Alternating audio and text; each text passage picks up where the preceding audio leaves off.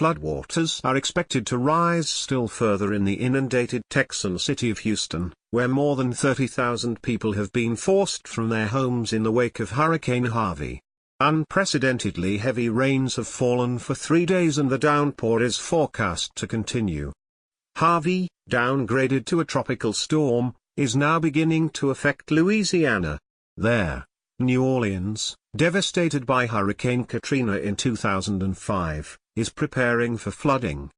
Mayor Mitch Landrieu is urging residents to stay home and stay off the streets. In Houston, forecasts suggest that some areas in and around the city could see up to 30 centimeters of rain on Tuesday, bringing the total rainfall from Harvey to about 50 inches. 2 dams outside the city appeared close to spilling over early on Tuesday, despite efforts to ease water levels there in the past day.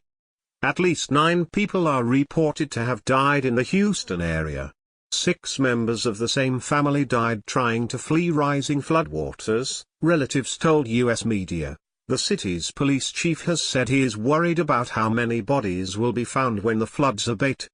The city, the 4th largest city in the U.S., did not order an evacuation amid concerns about 2.3 million fleeing residents, leading to chaos and deaths on the roads, with the possibility of floodwaters trapping people in their vehicles. Thousands of people are reported to have been rescued by the authorities. Many have been spending the night at a huge shelter in central Houston. Rescuers are trying to reach stranded people while the governor of Texas has approved the deployment of all 12,000 members of the state's National Guard to assist. The National Weather Service has urged people to stay put if they are in a safe location, warning that the catastrophic flooding is ongoing. The flooding has been exacerbated by emergency releases of water from 2 reservoirs upstream of the city. The decision appears to have been made to sacrifice suburban homes to save central Houston. U.S. President Donald Trump will visit Texas, and possibly Louisiana, on Tuesday after declaring a federal state of emergency in both states, a move that triggers the release of emergency government funding and other assistance. He has warned that Texas faces a long and difficult road to recovery, adding, "There's probably never been anything like this."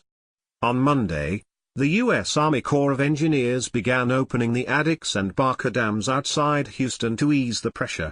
However, geological data shows that at about 6 o'clock local time, 11 o'clock GMT, the Addicks Dam was about 2 inches from spilling over. "We are not 100% sure how that is going to work out," flood control official Jeff Lindner told Houston's Q Channel early on Tuesday. "This has never happened before." By 22:15 local time on Monday, the Barker Dam was 3.5 in from spilling over. While spillover would not cause the failure of either dam, it would add more water to the Buffalo Bayou, the main river in Houston.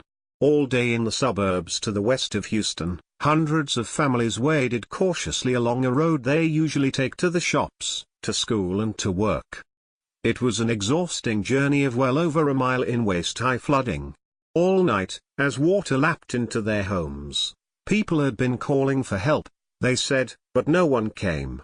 Eventually a lone police officer arrived, but by then people had taken matters into their own hands, forming a makeshift armada of little boats, jet skis, blow-up mattresses and even rubber rings.